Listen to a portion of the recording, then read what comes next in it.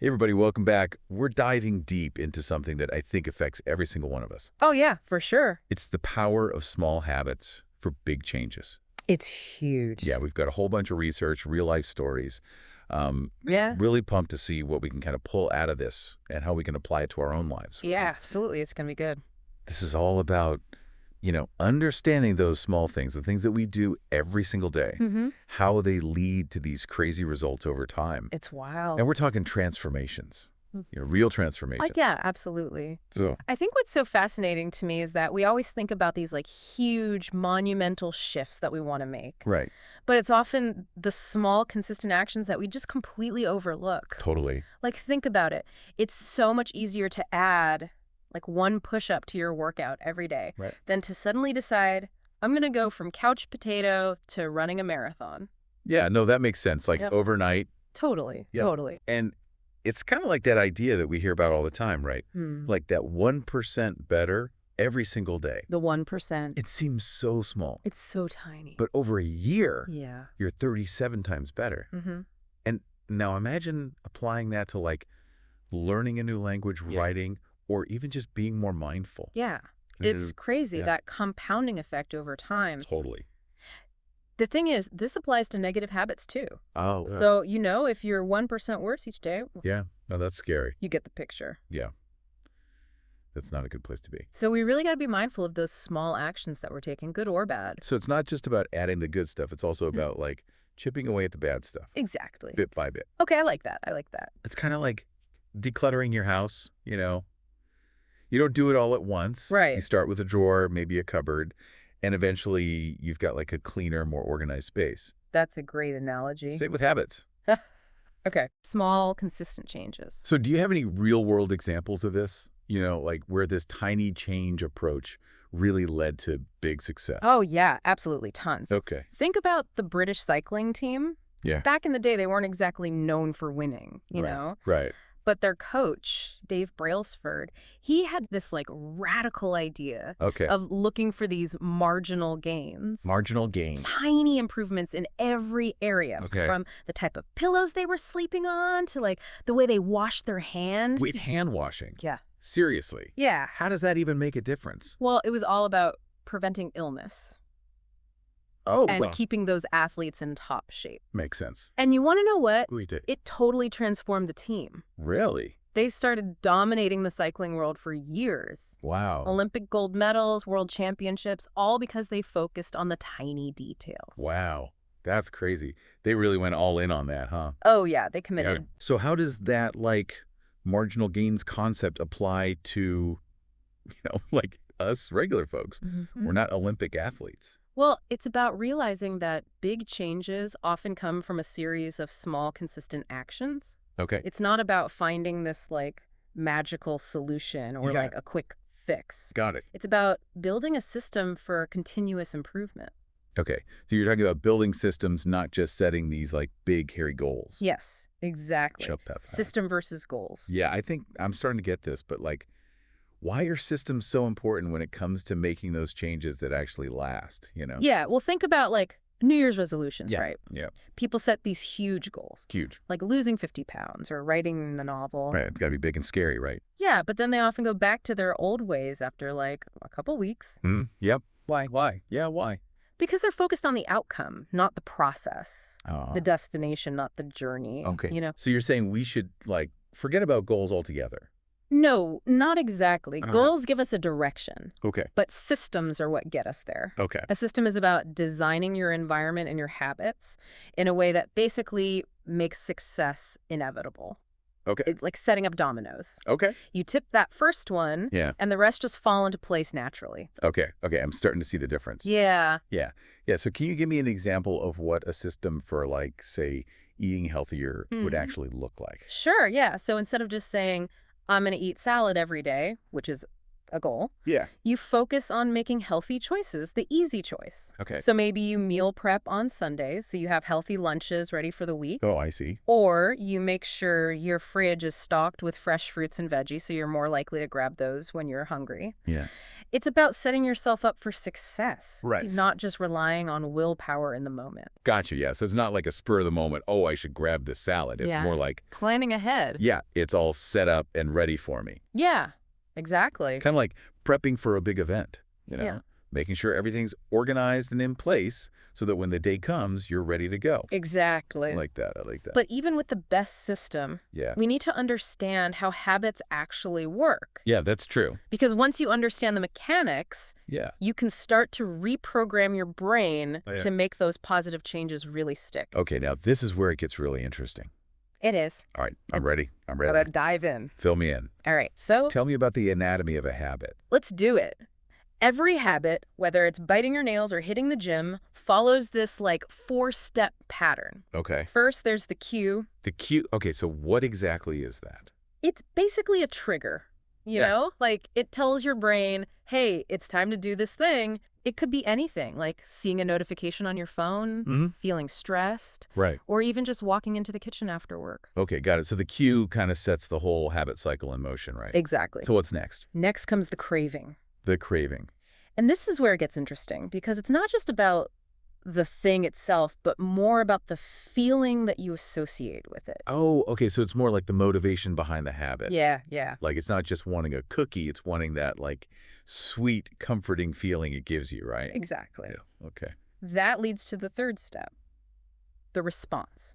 Okay. This is the actual action that you take, like eating the cookie, scrolling through social media, going for a run, whatever it may be. So the response is the habit in action. Yep. And finally, we have the reward, of course. Of course. Got to have the reward. Gotta have that reward. What is it? This is the payoff that makes the whole loop satisfying, you know? It tells your brain, hey, let's do that again. Right. Could be the taste of the cookie, the dopamine hit from social media, or even that sense of accomplishment after a great workout. Right.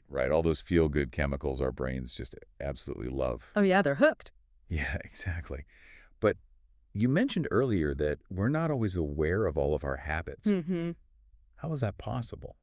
Well, as habits become like more ingrained, you know, they kind of move from our conscious awareness to our subconscious. Oh, I see. Think about driving a car. Okay. When you first started learning, you had to think about every single step, right? Right, yeah, the clutch, the gears, the mirrors, everything, yeah. But now you can practically drive on autopilot, right? You can have a conversation, sip your coffee. Oh, yeah, for sure. Yeah. Totally makes sense. Our brains are just wired to automate those repetitive actions so they become more efficient. Exactly. But how do we become aware of those habits that we're doing without even thinking? I mean, if we don't even realize we're doing them, how can we change them? That's a great question. It's like trying to edit a video without even watching it first. Oh, yeah. You need to observe those habits in action. Okay. One technique that can help is something called pointing and calling. Pointing and calling.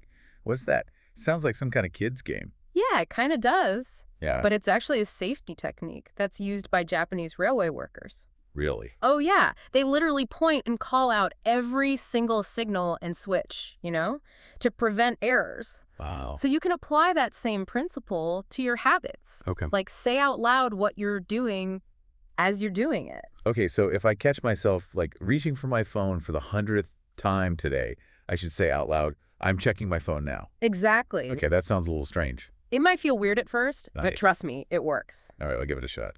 And once you're aware of those habits, you can start to actually evaluate them. Okay, This is where a habit scorecard comes in handy. a scorecard. So we're like grading our habits now. Is this like school all over again? Not exactly. It's not about judging yourself, Okay. but more about understanding which habits are actually serving you. Right. Think of it like a personal inventory. Okay. Which habits are helping you move towards your goals Mm-hmm. and which ones are holding you back? Okay, so we're looking at the effectiveness of the habits, not just whether they're like good or bad. Exactly. say? I like that. Yeah. Once you have that clarity, Yeah. you can start to make those small changes that lead to big results. Okay, let's talk about those changes. Let's do it. What are some practical things that we can do to start building better habits? Yeah. And how do we actually make them stick this time? The key is to make those good habits easy and rewarding. Easy and rewarding. Remember, your brain is always looking for ways to like conserve energy. Right. So the easier a habit is, Yeah. the more likely you are to actually stick with it. Makes sense. And the more rewarding it is, the more your brain's going to want to repeat it. Okay. So it's all about removing the friction. And like amping up those feel-good vibes. Exactly. But how do we actually make a habit easier? One super effective strategy is something called habit stacking. Habit stacking? Yeah, that rings a bell. What exactly is that again? It's simply linking a new habit to an existing one. Okay. So you're basically piggybacking on the momentum of something that you're already doing consistently. Oh, right. Okay, now I remember. Yeah. It's like creating that chain reaction of habits, Yeah, right? exactly. Cool. And you can even create a whole sequence of these stacked habits. Oh, wow. Like, after I make my coffee, I will meditate for 1 minute. Okay. After I meditate, I'll write down 3 things I'm grateful for. Oh, I love that. So simple, but so effective. Exactly. But what about those like pesky bad habits, you know? Oh. Any tips on how to break those? Yeah, so we've talked about making those good habits easy, Right. but how do we make those bad habits less appealing? Right. Yeah. Is it just a matter of willpower?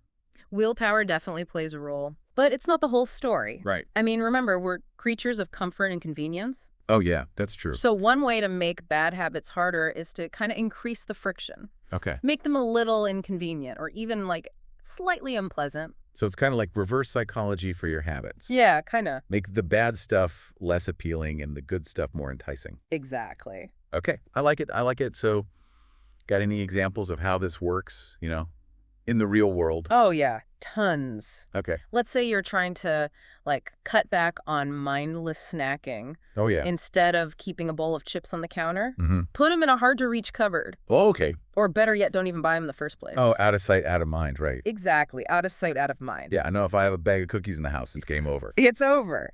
They're calling my name. You're calling you. Yeah, so how do we make good habits more attractive, aside from those like feel-good rewards we talked about? Is there anything else that we can do?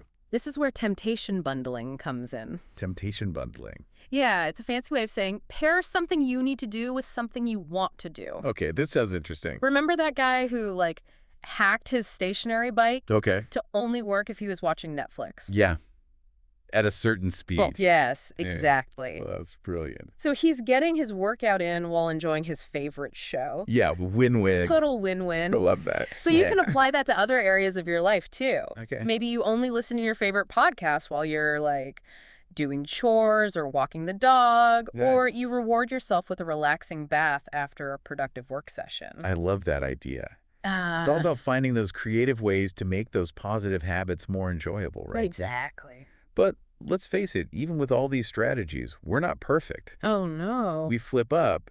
So how do we stay motivated and get back on track when that happens? That's a great question, and it's something that we all struggle with. For sure. Even the most successful people have off days. Oh, yeah. So Yeah. the key is to have a plan Right. for dealing with those inevitable setbacks. Right. One thing that can help is having an accountability partner. An accountability partner. Someone that you can check in with. Okay. Share your progress, both the wins and the losses. So it's like having a workout buddy, but for your habits. Exactly. Okay. And knowing that someone else is aware of your goals and is there to support you, Yeah. that can make a huge difference. Totally. Yeah. It can also help to have some kind of consequence for not sticking to your plan.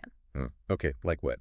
Maybe you like donate to a cause you don't support, Oh, or you have to do an extra chore around the house. Oh, okay. Those are good motivators. Right. Nothing like a little bit of accountability to keep you honest. Yeah, exactly. But with all these different habits out there that we could focus on, how do we know which ones are the right ones for us? You know? Yeah. That's where it's really important to consider your individual personality and strengths. Okay. What works for one person might not work for another. Right. Like if you're a social butterfly, Yeah.